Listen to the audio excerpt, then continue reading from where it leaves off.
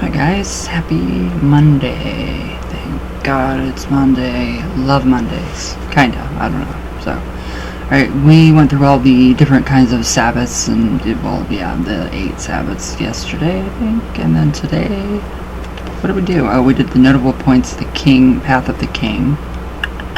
So yeah, I'm still not, I'm getting a better understanding of this regional type of witchcraft, but I'm just still, I don't know, I guess it's going to take until the end of the book to actually just kind of figure that out. If it's, if this is something I should be writing down. I don't know.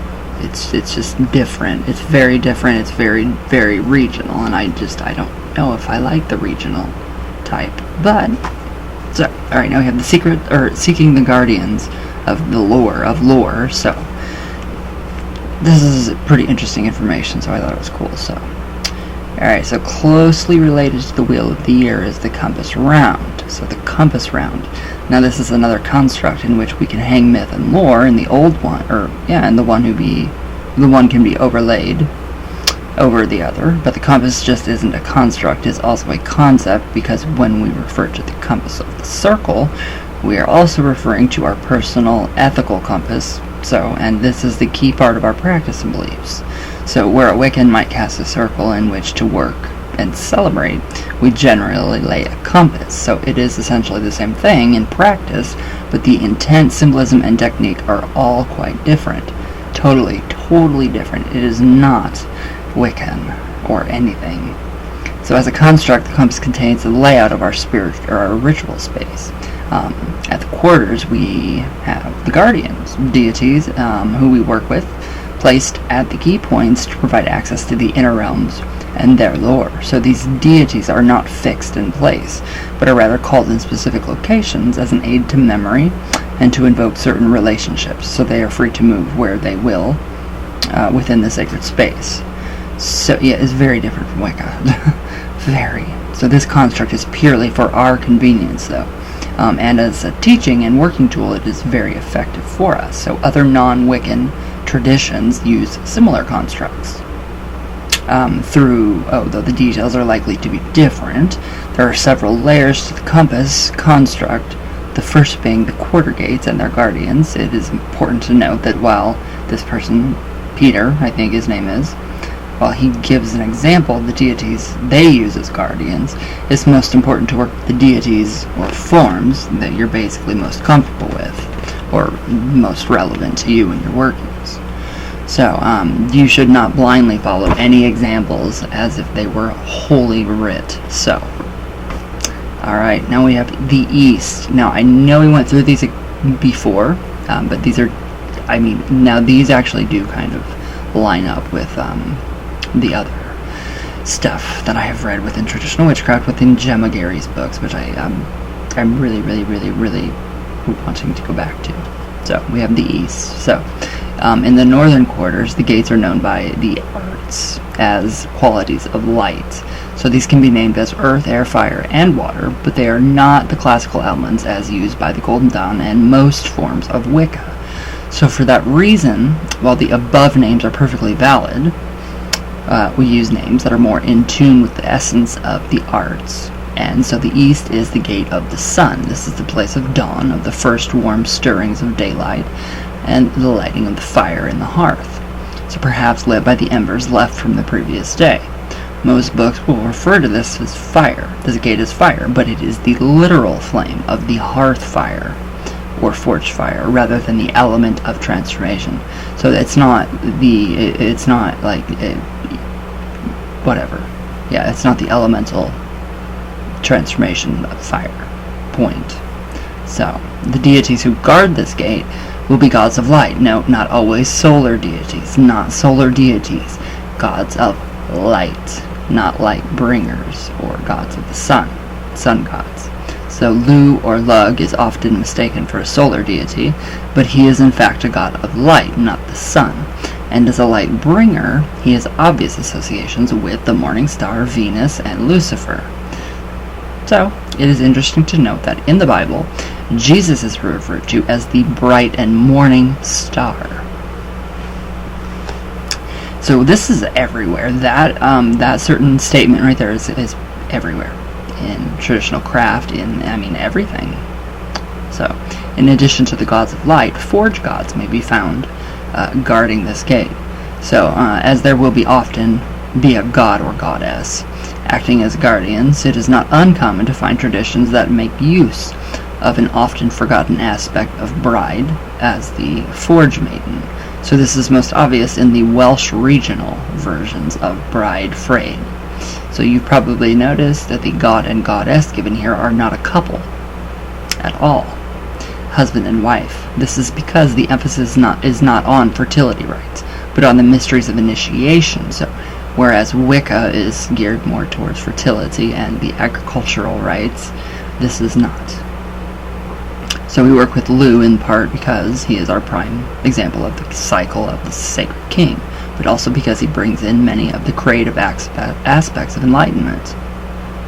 So, the forge goddess, Freyed, is also quite obviously connected to creativity, and between them they represent a very practical kind of wisdom and understanding that is key to our mysteries and our path as a whole.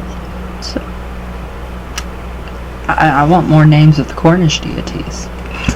I do. Alright, now we have south. So the southern art is the Gate of Stone. Sorry. So this is the place of noon. I am thinking this is exactly what Gemma has written too. So when the sun is the highest in the sky and everything is at its most lively, the warmth of the day has released the fragrance of the plants, and on days that are warm enough, like today, the loamy scent of the earth is often carried in the air. So yeah, it's crazy. It's crazy. You can actually smell the earth. Sometimes it smells really bad, but sometimes it's not so bad. So the deities who guard this gate will be associated closely with nature. Earth Mother goddesses are appropriate here, especially those who invoke the rich musk and fertility of the soil. So Mordran from the Welsh pantheon, or Gaia, for a more generic touch, fits the bill perfectly here. So, the male deities are often oriented toward animals rather than plants, still wild and untamed, but ready to run with the herd and rut. Herny and Pan, we're getting there, are their more civilized brother. Cernunnos are apt guardians here. So we work with Herny here, more British than Welsh, through Gwyn and Nud, who would not be inappropriate. Wow. Alright, now we have the West Gate. So the western art is the Gate of the Sea. So this is the threshold place of Disc, when the veil is thin between the realms, and seer, sea, and crafter's craft. So to stand at the crossroads, or with one foot on the land and in the other in the ocean, both under a gray sky, is to stand where magic is truly worked. So I love that. So the deities who guard this gate are water gods, though not necessarily gods of the sea. River, lake, and weather deities can guard this place as well. So you may find Manannan, Welsh god of the sea, or his more elusive cousin Nud, associated with weather, wherever it is found. So goddesses too may be associated with water through their tails. So rather than being specific sea deities, Cerridwen, keeper of the cauldron of rebirth, and strongly associated with Lake Bala in Wales, formerly Lyn Tegid Foal. I cannot pronounce these names. Named for her consort Tegid. Fits the bill quite nicely. So yeah, these are really confusing to me. The Welsh deities are, I don't know why. If I jump, it's not that far of a, distance. Maybe it is. I don't know. I don't know where I know where Cornwall is, but I don't know where Wales. Wales. I don't know where Wales is from Cornwall. So it's obviously very different in Wales than it is in Cornwall. And then in the East Julian, region of corner of the British Isles, all that good stuff. Yeah, I just get really confused with all this. So, Okay, so we have the north. Now, the northern art is the gate of the sky. So this is the velvet darkness of midnight, and I do really think this is what Gemma has described. So when the mother of the winds calls to her children, that is what really rang true to me there. That's why I continued to write that right there. That was the point where I said, okay, I'm going to continue to take my notes. So the deities who guard its gates are sky gods, or associated with heights and winds. So, I cannot pronounce any of these. So, Arianrod, Lady of the Silver Wheel, has strong stellar associations, as does Nu. The Egyptian, we have Nu in here too. The Egyptian deity whose name is synonymous with night. So, male sky deities are rarer. But where there is sky, there is weather, and most pantheons have an old thunder god who can lend his services to guarding this gate. So Turan or Tyrannus is an old British thunder god, and for the more northerly inclined, Thor makes an excellent choice. So Thor is British. I did not know this. However, he says, my path departs from the obvious here, and works with Nekton, keeper of the sacred well of initiation, used in the rite of accolade for each of the knights of the table round. Okay, so this makes more sense to me. So this may seem counterintuitive and certainly not easy to explain in writing. He's right, no, it's not. But sometimes the focus is not on that which casts the lightning bolt, but on that which calls the lightning strike to it. So, yeah, I just have to look up some, books on Cornish deities, and I really want the lore and the folklore and the mythology. That's what that's about. So now we have cross quarters. It's completely different. So, cross quarters, one of the significant differences between Wicca and traditional witchcraft is the use of the cross quarters. 4 more gates which lead to realms that hold initiatory lore and experiences. So some traditions have these gates guarded by deities, some by magical creatures such as dragons, or the traditional mythical beasties such as dragon, unicorn, mermaid, and Pegasus, or the lion, eagle, bull, and human of St. John. So we're seeing the St. John the Baptist carried over from Cornwall in this Welsh tradition. So in old craft traditions, the cross quarters tend to be more primal and more powerful than the more anthropomorphical quarter points. So the quarters tend to deal with the lore of the bright gods made in the image of humanity. So while the cross quarters deal with the titanic forces from the dawn of existence, that would be especially what Gemma talks about, is the eldritch terrors, the old one, all of the old gods that have no names. So, yeah, from the dawn of existence. So as such, they tend to be introduced to be more advanced students. They're introduced to more advanced students, so who have a good grasp of the quarter lore. It's really interesting. The whole quarter lore, I love it. It's freaking amazing. Okay, now we have northeast. So this northeast is a traditional direction from which to enter sacred space. So, and it is also a place where powerful external forces are at play on the compass. So, in the old stone circles of Britain, the northeast is the place where the heel stone is often found, a single standing stone that sits alone outside the circle proper. So it is usually attributed to the Dark Mother, or the Black Goddess, who is known by various names like Black Anna or Black Annis.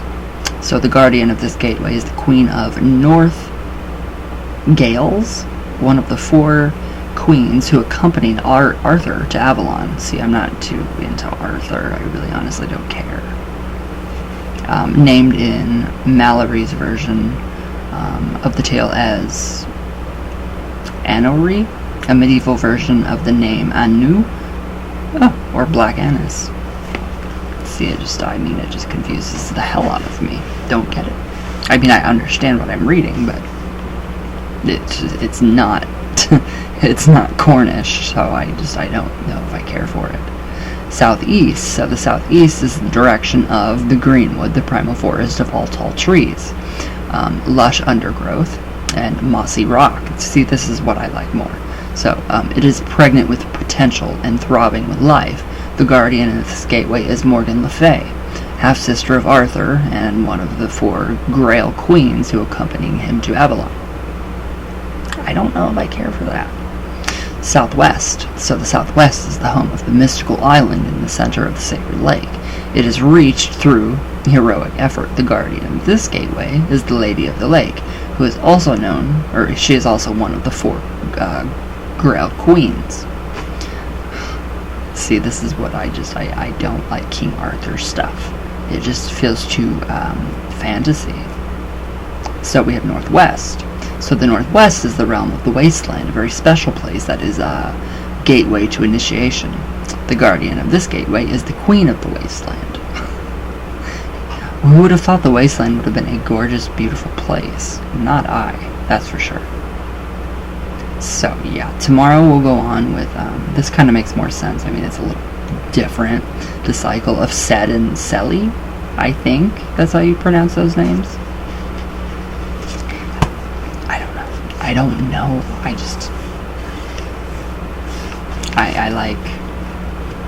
like my Cornish craft better.